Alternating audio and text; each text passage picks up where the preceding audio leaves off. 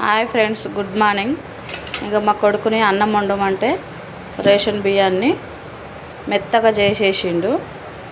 కొంచెం నీళ్ళు తక్కువ పోయిరా అని చెప్పినా కూడా తక్కువ పోయకుండా ఇక అన్నాన్ని వండిండు. చూడండి, మనం ఒడియాలు పోసుకుని అన్నంలాగా వండేసిండు.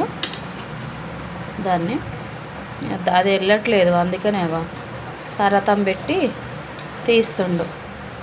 ఎందుకంటే ఇది ఇట్లా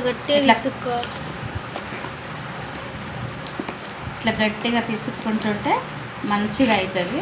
కానీ మురుకుల పీటలు పెడితే మురుకులు లాగా మంచిగా వస్తాయి. కానీ మా దగ్గర మురుకుల పీట ఉంది కానీ ఏడుందో ఫ్రెండ్స్, ఇప్పుడు ఎత్తుకే తట్టలేము.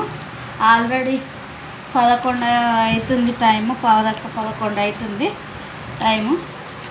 ఇంకా కొంచెం మామూలుగా పెట్టేస్తాను. కొంచెం వాటర్ పెట్టుకుంటా, చెయ్యి తడుపుకుంటా, కొంచెం ఇట్లా తీసుకొని ముద్ద చేసుకుంటా. ఇట్లా రౌండ్గా ముద్ద చేసుకోవాలి. చేసుకొని కొంచెం నీళ్ళ పక్కన పెట్టుకొని ఇట్లా ఒత్తుకోవాలి. రౌండ్గా సన్నగా వచ్చేటట్టు ఒత్తుకోవాలి అన్నమాట. మంచిగా ఆరుతాయి. కాకపోతే వీటికి మందం వస్తున్నాయి కాబట్టి చూడండి, ఇట్లా వచ్చినాయి. ఇవి ఆరిన తర్వాత ఎట్లా వస్తాయో చూడాలి. ఇంకా ఇట్లా అయితే చేసినాం. అట్లా చాలా మందం వస్తున్నాయి కదా. ఈ ఎండకు చూడు, చెమటలు కారిపోతున్నాయి.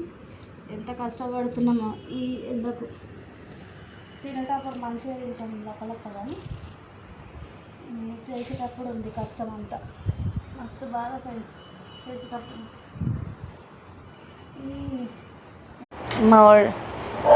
హాయ్ ఫ్రెండ్స్, ఇక మా వడియాలు ఎట్లయినాయి చూడండి. ఇక మేము చేయితో చేసిన వడియాలు చూడండి.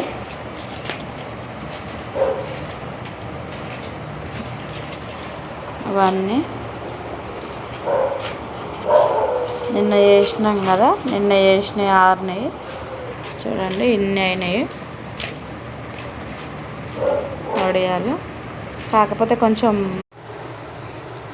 ఇట్లా కడాయి పెట్టుకొని గ్యాస్ మీద నూనె పోసుకొని వేడయ్యేదాకా ఉందాము. మనం చేసిన పాపడాలు వేయించుకుందాము, బియ్యం పాపడాలు ఎలా ఉంటుందో.